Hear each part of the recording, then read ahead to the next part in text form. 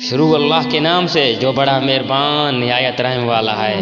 آپ نے فرمایا کہ اللہ کا فرمان ہے، وہ گائے کام کرنے والی، زمین میں ہل جوتنے والی اور کھیتوں کو پانی پلانے والی نہیں، وہ تندرست اور بے داغ ہے۔ انہوں نے کہا اب آپ نے حق واضح کر دیا، گو وہ حکم برداری کے قریب نہ تھے، لیکن اسے مانا وہ گائے ذبح کر دی۔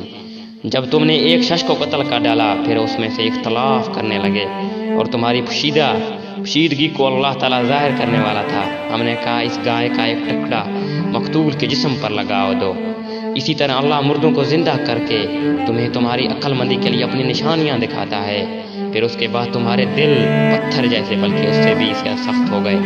بعض پتھروں سے تو نہریں بہہ نکلی اور بعض پھٹ جاتی ہیں، ان سے پانی نکل آتا ہے، اور بعض اللہ تعالیٰ کے ڈر سے گر پڑتے ہیں، اور تم اللہ تعالیٰ کو اپنے اعمال سے غافل نہ جانو۔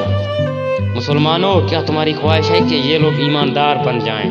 حالانکہ ان میں سے ایسے لوگ بھی جو کلام اللہ کو سن کر عقل و علم کرنے والے ہوتے ہیں، پھر بھی بدل ڈالا کرتے ہیں، اور جب ایمان والوں سے ملتے ہیں تو اپنی ایمانداری ظاہر کرتے ہیں، جب آپس میں ملتے ہیں تو کہتے ہیں کہ مسلمان کو کیوں وہ باتیں پہچانتے ہو جو اللہ تعالیٰ نے تمہیں سکھائی ہے؟ کیا جانتے نہیں کہ یہ تو اللہ تعالیٰ کے پاس تم پر ان کی حجت ہو جائے گی؟ کیا یہ نہیں جانتے کہ اللہ تعالیٰ ان کی پوشیدگی اور ظاہر داری سب کو جانتا ہے؟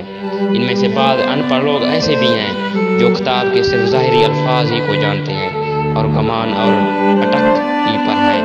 ان لوگوں کے لیے ویل ہے جو اپنے ہاتھوں کی لکھی ہوئی کتاب کو اللہ تعالیٰ کی طرف سے کہتے ہیں، اسی طرح دنیا کماتے ہیں۔